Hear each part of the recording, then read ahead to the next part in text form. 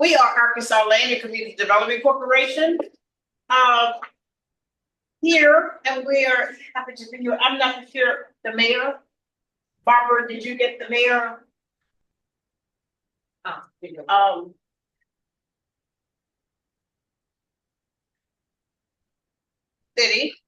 City Hall here for 1 North Elm Street. So today we have our USDA panelists here, NRCS, FSA, rural development here for. So we're going to get Doc to just do a little brief opening here. So first, Doc, let me say, in your program, you have the evaluation of sonic training outreach effectiveness, and we are would be happy that you complete this at the end of the program. It would help us to, like to know, how did you hear about this event? Whether it was on the website, social media, newspaper ad, radio, whatever, or from another member or from your agency. And also, if you like to be a farmer or you are a farmer, what are your major crops that you have? Whether it's soybeans, corn, cotton, wheat, and if so, how many acres you have? Non-irrigated, irrigated, alternative crops, vegetables, fresh vegetables, fruits, and whatever you're planning on to grow or that you are growing. And also how to consider yourself, whether you are a farmer or you're a farm or organization, whether you're a new beginning farmer or historical underserved farmer or urban farmer, limited resource farmer, or even a veteran. And based upon your experience, that what you hear here in this workshop today, let us know whether it was good or a bad or excellent, fair, whatever. So we will do better in the next one, and the next one, and the next one. And so if your knowledge has been increased from hearing about air property, farm programs, farm loan programs, hoop houses, and so on, let us know these things. What you need to know overall from a farm operation, whether you want to be finance or you're into marketing, just knowledge. Just know what to do with what you have, with the land that you have. Let us know that. Give us your, the workshop address that your needs and desires. How satisfied you were. So we just want to, you to know these things, that we are here for you. Also, we have the client intake. Complete it, return it back to us, and we would certainly reach back out to you and try to give you what you're looking for. And so I'm going to ask our mayor, the surgeon, to come up and welcome us in. Administrative assistant. Administrative assistant, come on up. Come on. Miss Vivian has been so helpful this morning as we came in. Thank you. You're welcome. Good morning, everyone. Good morning. I am Cynthia, not the mayor. I am the administrative assistant to the mayor. We would like to welcome you all to the home of the mighty Mustangs and the mighty Eagles. We are a small town with good old folks, country folks. Our mayor, Lee Guest, wears many hats. He's a mail carrier. He's a fire chief. He's a baseball coach, and so much more. So on behalf of our wonderful mayor and our friendly city council members, we would like to welcome you to Marvell. So make yourself comfortable, and we're glad that you came. Thank you. Thank you. Hey, I know you're welcome all back. And tell the mayor we thank him for allowing us to come in, Cynthia. Okay, thank you. Okay, next we're going to have Dr. King come up, urban and rural, 1 USDA urban and rural. Doctor, you want to say this? Okay. I hope you all excuse me as far as the city center is concerned. And the reason I'm doing this is because I want to treat this sort of as a fully, totally, um, inclusion, process of everyone who's here. Let me express my appreciation to all of you who come out to be a part of this particular event. And thank you on the part of Arkansas Land and Community Development Corporation. I know I'll be following up, after this particular, presentation of the opening point that I'm doing here. Normally, this is Mr. Larry Lofton that does the spark, and he's our farm program director. I just want to give recognition on the front end, not only to those of you who have come to be a part of the event and the purpose of which we are having this particular outreach meeting, and that's to provide you with information that's available as it relates to resources that can be beneficial to you as individuals as well as to your communities. If you're a farmer or if you're not a farmer, believe it or not, the overall impact of what takes place within your local community from a farming agriculture perspective, it affects all of us. It affects us from the food production aspect of it. It affects us from an economic perspective within the context of our overall community. And when there's distress as related to farming operations, trust me, you will definitely feel that distress within the overall economy for the community as a whole. The small businesses, those business enterprises that supports production agriculture. When there's economic distress as it relates to availability of program services, it affects you even if you don't recognize it, it's affecting you. And that's because all of the USDA agencies and those who are present here today, they offer resources that are beneficial to our community as a whole.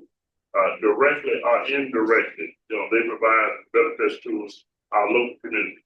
The conservation aspect of it, what conservation offers from a soil and water management perspective, if it's dealing with the availability of resources from a financial perspective, they offer opportunities. Those who may want to either become a farmer, as Ms. Williams gave reference to, and as a startup beginning farmer, they offer financial assistance and resources to enhance overall farming operations, be it if you are a beginning farmer or if you are an established farming operation. USD affects our lives on a day-to-day basis in some form or fashion. It affects our lives. And when I say soil and water management practices, everyone is always concerned about whether or not you have safe water. You would be concerned or should be concerned whether or not water in your local community and the water that is being used, if it's contaminated in any form of fashion, that's been used to produce our agricultural products, particularly the vegetables. One of the first experiences we had, and then I'm going to end the particular part now, but one of the first experiences we had was back some years ago. We were dealing with certifying farming operations based on what they call GAP and GHP. And that's good agricultural production practices and good agricultural handling practices. And I just want to give just a quick example. And we certified some of the first farmers in the state of Arkansas in this area as it relates to food production. And these are vegetable crops. One of the first things that we ran into in dealing with the farm certification was contaminated wells. Well contamination. And producers didn't know it. So yeah, of course, that's an ongoing process now with farming operations and those producing vegetable crops to make sure that they meet all the certification requirements with good agricultural production practices as well as good agricultural handling practices. Now, when I say it's always beneficial to you, either directly or indirectly, and to increase your knowledge base as relates to such as that, good agricultural production practice handling practices. it affects you one way or another. If it's in Arkansas, if it's outside of Arkansas, what are the practices that relates to production agriculture, as relates to our farmers today, and particularly from a food consumption perspective? Well, if you don't know or understand how important that is, it could be having an adverse effect upon you in some form or fashion because of the lack of knowledge. Because you don't know if farmers are aware of the importance of dealing with good agriculture production practices and handling practices, in their overall operation. But you don't have to worry about that because all of our farmers are very knowledgeable of that. That's a part of that business. That's part of their livelihood. So they want to make sure that they are in a position to make sure they meet all the requirements as relates to the products that they are producing. And USDA makes sure that they have access to the resources that enable them to do that. So I'm going to stop at this point. We're going to talk more in detail for each one of those areas, including from the business perspective, rural business enterprises. At this point, it's on housing, it's on small businesses, access to resources for housing with small business. It's on infrastructure, your town, your small town, your larger towns or communities, rural towns in general. Then USDA offers the resources for infrastructure development, community facilities, fire stations, small business enterprises, as well as some of those are grant programs, and some of it is loan financing programs as well.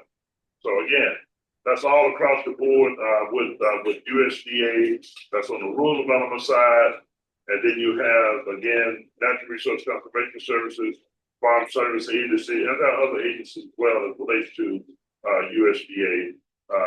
And I won't get into those because we're not going to be dealing with those today.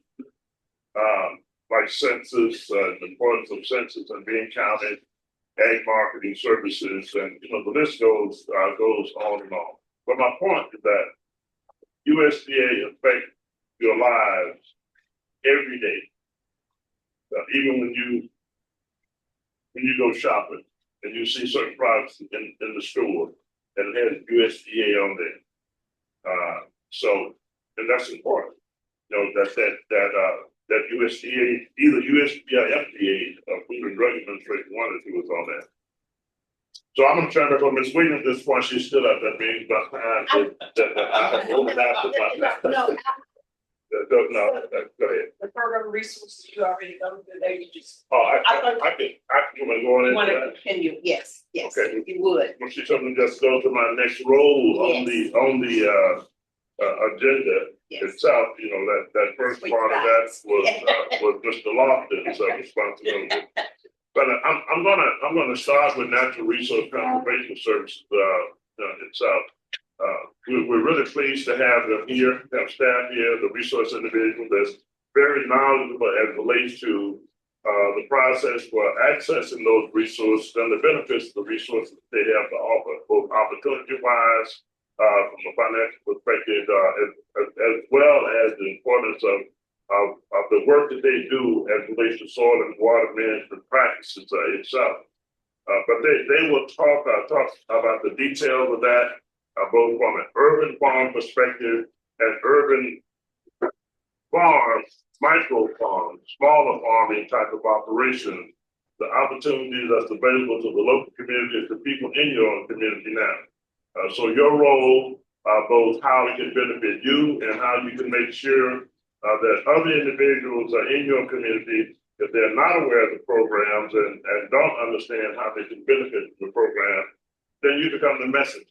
This is always important to have some messengers in your community or in the local community and those who advocate for economic development and growth in their local areas. And all of these organizations, all these entities, it's about economic growth and development in your local community.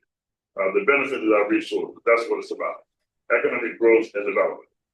So Natural Resource Conservation Services, the financial assistance they offer to individuals. Let me just say, when I say urban farm, some of you who are here, to benefit the information being provided, may not be very familiar with urban farm and what urban farm agriculture is all about. They say urban, but it doesn't mean that you have to live in a urban populated community. It could be in the Marvell community, it could be out of the rural area. But what it does represent or mean is that a farm could be the size of this room here. So the size of this room with a farm number, then you can become a farmer and you can access USDA resources, NRCS resources, Farm Service Agency resources is available to you. Then as a farmer, you become a certified farmer. And it doesn't even have to be the size of this room, but they'll talk more in detail about that and the type of financial assistance they offer to the local community, to residents in this area. The other is with Farm Service Agency. I was talking to one of the Farm Service Agency representatives here today at a meeting that we were involved with here not too long ago. First part of the year, we had some discussions regarding resources that was available, the authorization process of those resources, that process had been done, but they had not started implementing the program. I was very pleased to hear from the Farm Service Agency representative. They'll talk more in detail about that. Is that those resources are now available to our farmers, to the farmers. And that's very, very, very important, particularly from the market assistance perspective, because, farmers have been facing some very serious challenges, over the years. COVID years was one thing, and then on into other challenges from a weather perspective. They have disasters to deal with. They have the overall economic type of crisis that they may be, because you're working within the context of a global market, and they are working within the context of a global market as relates to supply and demand, as well as, when we say supply and demand, it's not just what is supplied in the U.S., but what's supplied globally within the marketplace, and how that affects the local market itself and our producers, which can make it very, very challenging at times. And they have been experiencing some of those challenges in the past couple of years or so, or recent years. Again, going through those crises, dealing with the COVID crisis, as well as moving on into 2024 up to the point in time is where we are now. But Farm Service Agency is the agency that normally addresses those challenges that our producers are faced with on an ongoing basis. And so when they say market subsidy, now that does not only benefit the farmer or the producers, it benefits the consumers as well. Because market subsidies itself to make it affordable for the producers to be able to both produce the product themselves and put them into the marketplace, then it has to be an affordability. They have to be able to afford to do that. But that also makes food more affordable for for the consumers itself. So again, it has a direct impact. What USDA does as an organization, as an agency, has a direct impact on you, whether you are a producer or whether you are a consumer. So those type of services, such as what Farm Service Agency does, market subsidy assistance, create affordability both for the producer as well as the affordability for the products that they offer to the marketplace itself, the food supply itself. So that's from the FSA perspective, and what they do and how much of that they do, and that's only on one side of FSA, on the program side, and the program individual will be speaking to that today. And then they have the financing aspect of it for producers. They offer the financing from a lending perspective, not only to those who are established producers, and when I say established, if they have been producing for 10 years or less, then they're still considered as a beginning farmer. So again, they offer the opportunity, the availability of financing for individuals who are existing farmers, established farmers, but still may be categorized as beginning farmers, as well as what we call new beginning farmers. If you just see this as an opportunity and something that you want to do, you want to become a farmer, be it an urban farmer, a micro farmer, or a larger size farming operation, then FSA, that's your gateway. FSA is your gateway to that opportunity to become a producer or to become a farmer and establish your own farm business enterprise. So from as far as the livelihood itself, it may be only the income could be just a contributing factor, to your overall livelihood or to your household. And people do it in other ways as well from a micro farming perspective. And I'll come back to that one as well. I'll be careful when I say you may do it for other things and not sure how you're going to market the product. But FSA will tell you about that. If you get a loan, you got to pay it back. Okay. NRC has to be a little different, but I don't want anybody to confuse that portion of it. So that's Farm Service Agency as a USDA resource in our rural areas and in our urban areas from a financing standpoint. Then we have USDA Rural Development. Now, it has been said, by many over the years, and you may hear it even coming from USDA themselves or from Rural Development themselves. But people said that USDA could build an entire city. They could build a community or an entire city. And I would agree with that statement in itself. To the extent that they offer those type of resources and the level that they offer those resources at. If it's with building a community facilities itself, then they offer those type of resources. If it's a fire station, I won't say 100%. And they're not going to speak to that, but I'll come back to it. But USDA Rural Development is present here today, and I'll come back and talk more in detail as it relates to those resources, the accessibility of those resources, and how they provide them to a local community. And that's an example. Community facilities is one. Fire station, police cars, water sewer systems. Then they offer those resources. Business enterprise. Then they offer loans and financing, both on the loan side as well as from the grant side, for financing rural business enterprises. That's USDA Rural Development. So you have the community facilities, you have the public facilities itself. They offer resources on. They offer resources for the water sewer systems, which is a necessity as it relates to community economic development. And then you're down to the residential needs of housing. They also offer the resources for housing. And I'll talk more in detail on how they provide those resources to individuals in what you call affordable housing, both on the direct loans for individuals, as well as the multifamily housing, not locally, but from the national perspective. They offer grant programs to deal with housing itself, and there are eligibility requirements on that. I'll come back and talk more about USDA rural development, from that perspective as well. And that's on the housing side. They have an energy grant program that they offer, and the list goes on and on. Again, so you build the houses. You put the infrastructure in for water and sewer system. You have your public facilities. You have your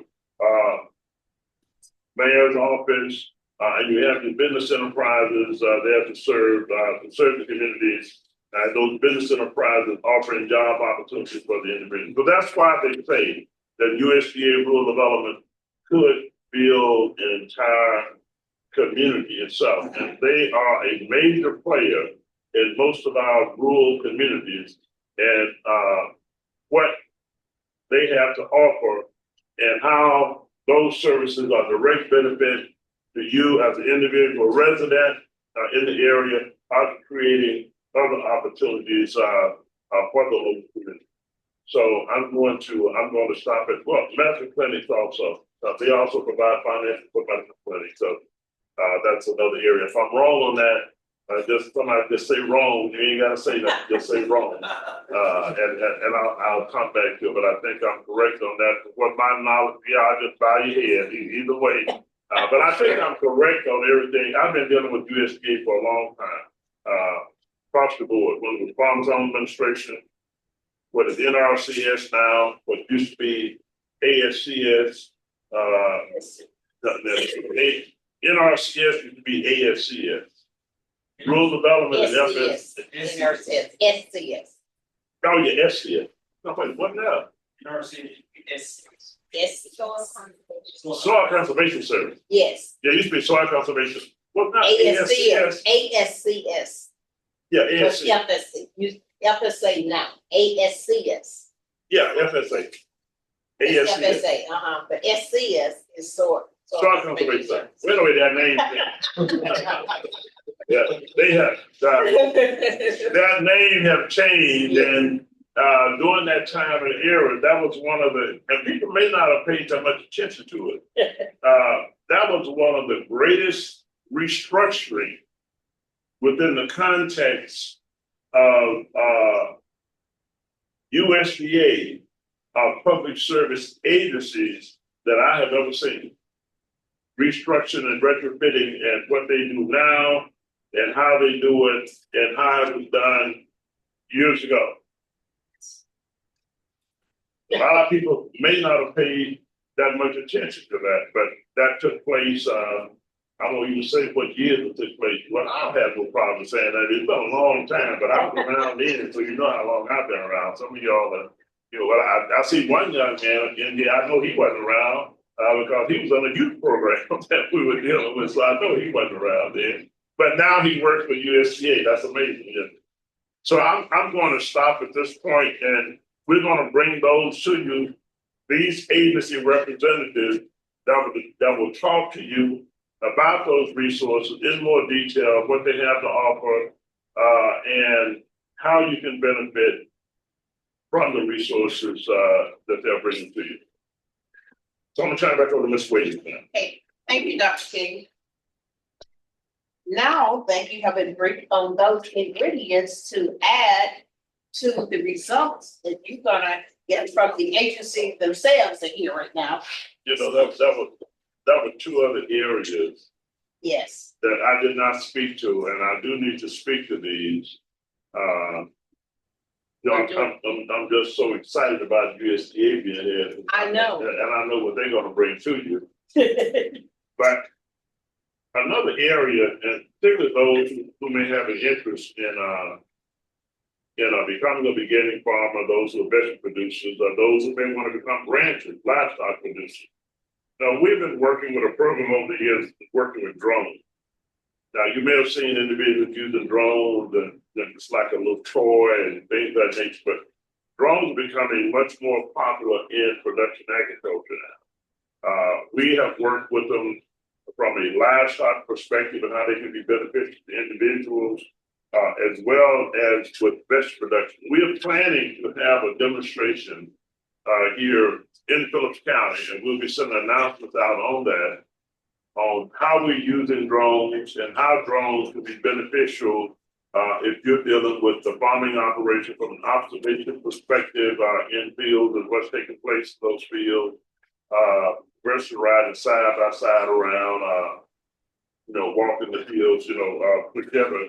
And the same thing in dealing with livestock management. But we've been engaged in that process for roughly about 5 years now. We have certified individuals because if you're going to officially operate a drone, and I encourage particularly the younger individuals and those who are associated with a working farming operation, I do encourage you to look at drones, and you see these teenagers and how they're operating in such an amazing manner. Maybe go out there and operate it with them sometimes, to understand what that process is, and then take the classes and get certified. You take the class and get certified, you're licensed. You're licensed. You're supposed to be a licensed drone operator. And you will be amazed at how you can use those drones in a lot of ways from the farming operation perspective, be it in ranching, livestock operation, or in your, be it row crops, or with vegetable crop production. You know, I have a neighbor that he's a cotton producer, and he used drones with his farming operation now for dealing for doing field inspection, what we call site specific, you know, type of practices when it comes down to dealing with his pesticides, you know, and scouting field, boll weevils and things. He's a big cotton producer. So drones is another area. The other area I want to give reference to, and I'm going to come back to this as once the resource piece are presented, is on air property. Air property can be a big challenge if you're trying to access USDA resources. And you'll find that air property you'll find it more frequently in the minority communities or in mid to low income communities and areas. Now, for various reasons. But the point that you can find, and I don't care where you go, air property.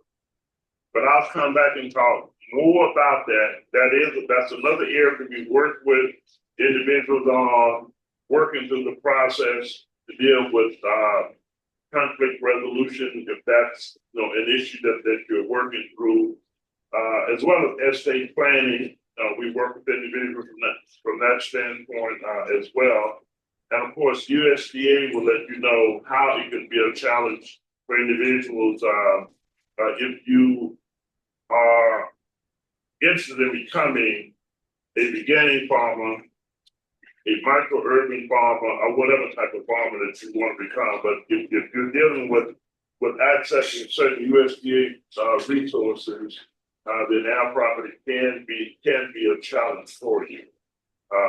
So I'm really going to stop this. Okay. I knew that you didn't get them all, but I just felt like you're going to come back. So. Okay. Next, we're going to have we're going to speak with the Farm Service Agency representative. Theodore is not here, but he has sent a representative, and then after that would be National Resource Conservation Services. Dr. do the rural development. Okay, FSA. Start with tell your name for your name. I'm Darren Davis. Darren Davis. Program technician. Probably when I say speak up, it's loud back here. If you all hear out there, let's say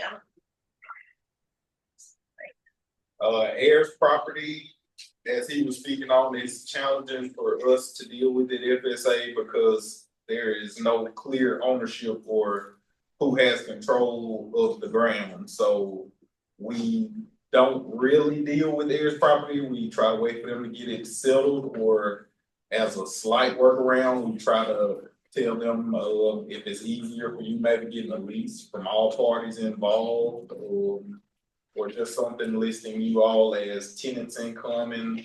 We try to work around it as best we can, but it's a challenging thing to deal with just due to there not being clear ownership on it. Like I said, it doesn't completely disqualify you, but it makes it so we have to try to find a workaround, which in some cases, every property is a lot of members and it's hard to get everybody to agree. So a lot of times that doesn't end up working out easier for anybody, but we try. Micro ag, we have had training on micro farming. We can create farms, I believe as small as 1/100 of an acre. We just need you to provide us with some type of documentation showing us that you will own the land. If you don't own the land, a lease from the landowner works as well. Just something that shows us that you have control of or should be associated with the ground. as of now, still, we do not have CRP or Conservation Reserve Program authority. Due to lack of farm bill, we are still under a continued resolution until September 30th. So it may be until then before we get CRP authority restored, or we may not get CRP authority restored at all. It's being looked at, so there's no movement on that. Are there any questions from anybody? Let me mention it, but I'm thinking for the benefit of the audience. Mr. Davis gave reference to the as property could be a challenge. And he gave reference to urban farm or micro farm. Now, was that as relates to the getting the farm number? Yes, that's in relation to getting the farm number. We can create you, micro farm is not an issue. If they giving us guidance on, if we were in the urban area, say it's a skyscraper, it's guidance on how to make, say it's a terrace of a skyscraper. We can make the terrace of a skyscraper farm, and if its floor is above it, there's ways to stack that and have that a farm number. It's ways to get you a farm number even with the smallest of acreage. So don't be discouraged by the size of your lot. Just come up, talk to us, and we can get you a farm number. But going to the challenge of the air property portion of it is that unless you, if an individual has 2-3 extra lots, they live in a Marvell area, say, well, I have 3 lots that I have access to, and the lots are not being kept up. So I'm doing the owners a favor. If I take care of those lots and I get a farm number for those lots, and I'm gonna produce vegetable crops on them, okay? And say don't say it, say a family member, say a family member, they have 3 lots that were left by their parents, and they want to get a farm number for those lots. Now, if that's heir property, and say I'm an heir, but I've been paying the taxes, for all the family members and everything, and I come in and say I want to get a farm number for these lots, and I'm going to be using them for the purpose of agricultural production. I'm going to produce vegetable crops. I'm going to have a hoop house put up, things of that nature. So I can get a farm number just because I'm an heir and I pay the taxes, or would there be other requirements? Not 100% on this. It's a form on that back table, a fact sheet that lists heirs property and ways to get around it. I believe, again, I'm not 100% on this, but 5 years of property tax receipts should help as far as getting a farm established for that ground. But again, not 100% on that, but I believe that's what it is. If you haven't been paying the taxes for that long, if possible, again, if it's not a lot of heirs, maybe it's just 2 or 3 siblings. If it's possible, you can maybe get a lease or something telling that they have my permission to do this, and with this ground, just something to show that you have control of it if you don't have the 5 years property tax receipts. Okay. Mr. Davis, I know you're speaking from the program side, but now the program that they just came out with, the not CCAP, but it's a CCAP. ECAP. Okay, on the ECAP program, which is basically a market subsidy, payment assistance to farmers. What about vegetable producers? So they did not apply for this. Those down the crops we had were soybeans, corn, rice, cotton, sunflower, wheat, and I think that's peanuts. So it was just specifically for row crop producers in the area. So now, when you say they didn't apply for it, who didn't apply for it? If you certified anything, any row crop, that is your application. So you just come up, tell us your name or what you certified under, and we can pull up your application. But it's a pre-filled application. You just sign it. For vegetable producers, the program we had earlier this year, MASC, what's the program we did for them, it paid out. I forget what the, you remember the mask that we did, what it was for? You remember the mask was for? But the mask program was for vegetable producers. This ECAP program is specifically for row crop producers. On the ECAP, what is it on your established yields? It's Is it on acreage? It's acreage certified, so whatever you was certified in our CAR system, which is our certification system, where you let us know what's planted on each farm, so that data was imported directly from our CAR system and put into an application. So it was just you going about normal, regular certification, whatever was certified, that's what's gonna be on your application, acreage. So we just generated a thing, Yes, what was certified. We had it certified. you had that certified. What if they forgot to certify? Then you can come up and late So certified. you Certified. can do late certification, so individuals can't come in and do late certification on that. On the, outside, again, yes, Dr. King, my name is Steve Lawrence. I'm an attorney up in Chicago. I was with you on one of your programs last fall. And if I could just jump in for a second, I have been doing a lot of work in the heirs property arena. And I hope that no one on this call is going to, if they have an heirs property issue, there are things you can do with regard to solidifying your title. I've practiced in the area of wills and trusts and real estate for 44 years. There are things you can do, even in spite of an heirs property issue. And I would love to have the opportunity to speak to any of your members or any of your attendees today about the things that you can do to, if not to completely overcome heirs property issues, to try to ameliorate them, lessen them, and move forward on behalf of the family members that are in the chain of title. I don't know if you remember me, Dr. King, but I was attending one of your online programs last year. right, I do remember you from one of the sessions that we did. As a matter of fact, we had a session planned, but due to weather conditions, we did not have it in Forest City. I don't know if you received that notice or not. That it's going to specifically speak to air property and estate planning. Mr. Lofton, you know, he's the director and the one that's heading that program.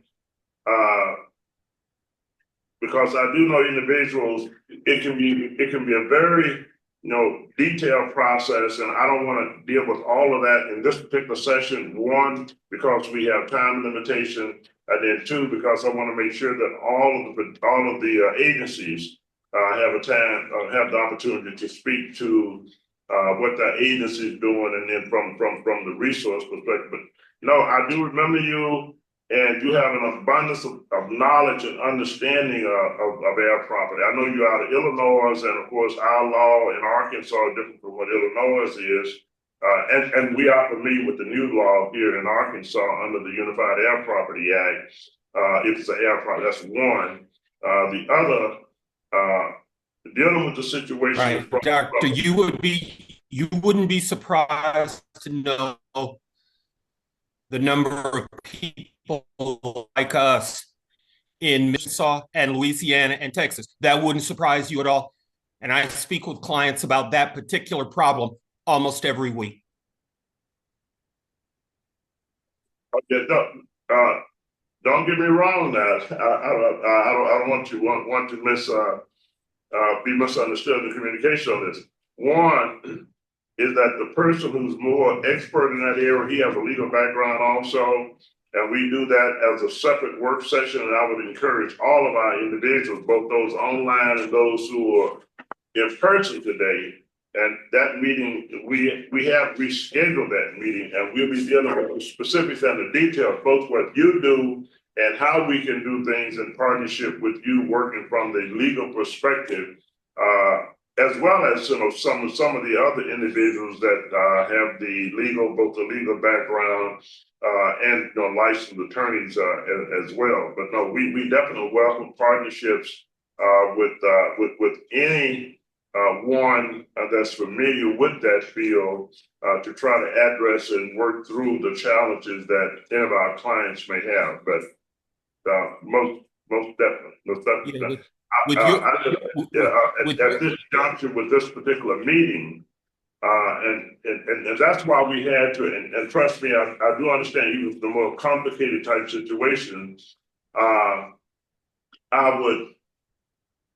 the time that it takes normally, and you know, I do want to make sure that I'm respectful to the agencies that are here, and we're dealing with why we have them here today as it relates to the resources that they have.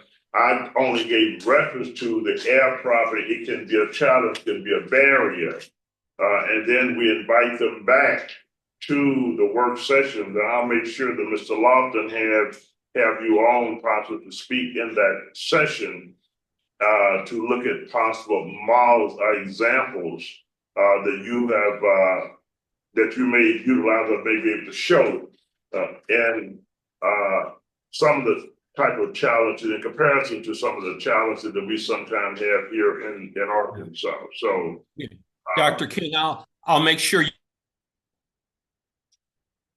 you have my information, and if I can assist anyone, please don't hesitate to contact me. Thank you for letting me speak. I appreciate that. I appreciate you providing us with that information and offering your services as well.